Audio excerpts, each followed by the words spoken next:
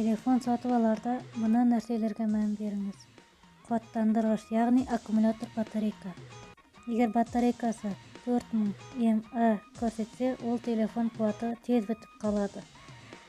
Ал егер телефон қуаты 5000 мА-ны көрсетсе, ол телефоныңыз қуаты тәулік шыдайды деген сөз.